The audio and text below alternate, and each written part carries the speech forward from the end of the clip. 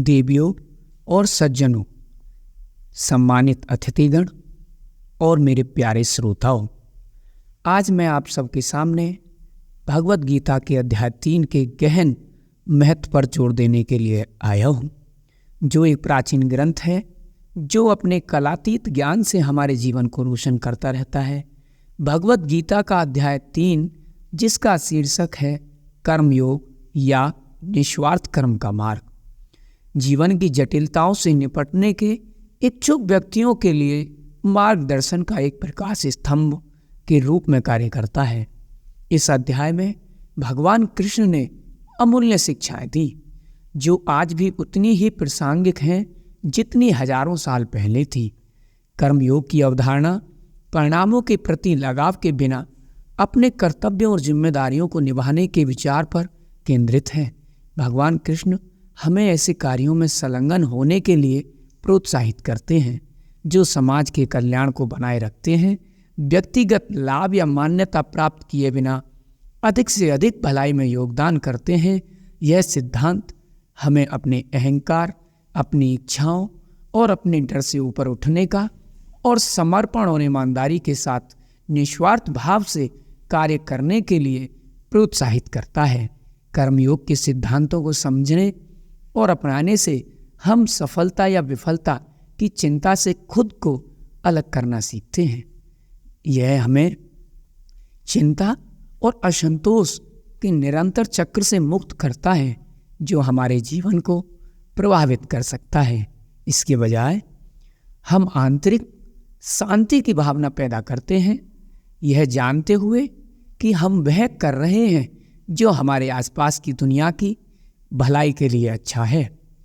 इसके अलावा अध्याय 3 एक अनुस्मारक के रूप में कार्य करता है कि कार्रवाई जीवन का एक अनिवार्य पहलू है। ठहराव लक्ष्य की ओर ले जाता है, लेकिन उद्देश्यपूर्ण कार्रवाई विकास और प्रकृति को हमेशा बढ़ावा देती है। यह हमें अपने जीवन और अपने समुदाय की जिम्मेदारी लेने, दुनिया में सकारात्मक योगदान देने और सकारात्मक परिवर्तन का एक एजेंट बनाने के लिए प्रोत्साहित करता है। ऐसी दुनिया में जहां आत्म केंद्रिता और भौतिकवाद अक्सर हावी रहता है, काम, क्रोध, मद, लोभ में लोग अक्सर जूझे रहते हैं। अध्याय 3 की शिक्षाएं हमें एक उच्च उद्देश्य को अपनाने की याद दिलाती है। वे हमसे सभी जीवित प्राणियों के साथ अपने अंत संबंध को पहचानने और अपनी ऊर्जा को एक बड़े उद्देश्य की ओर ले जाने का आह्वान कराती है।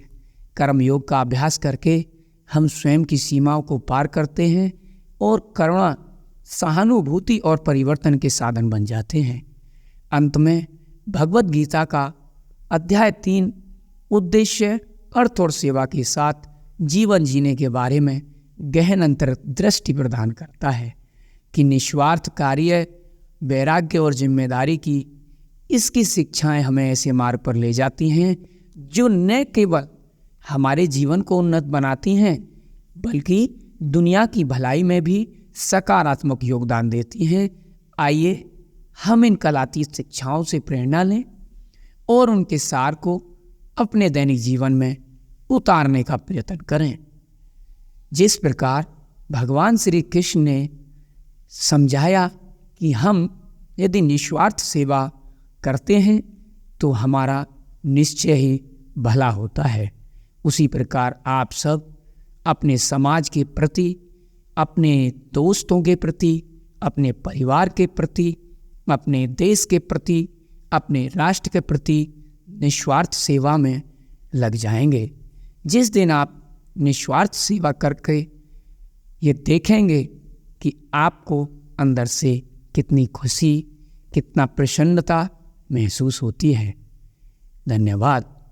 इसी प्रकार हम श्री भगवत गीता के 3 अध्याय का आज हमने जो आपको सार बताया, उसी प्रकार आगे भी आपको इसी तरह से हर एक अध्याय से जोड़ते हुए, उसके महत्व को बताते हुए आपके साथ बने रहेंगे।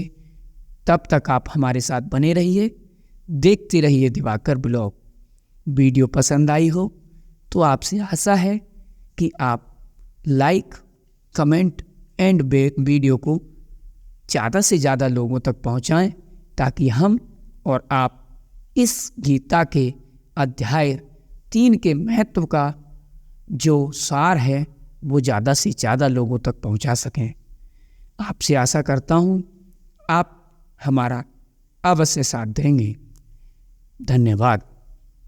अंत में आप मेरे साथ साथ एक मंत्र गुनगुनाएंगे और कहेंगे, श्री कृष्ण गोविंद हरे मुरारी, हे नाथ नारायण वासुदेवा। धन्यवाद।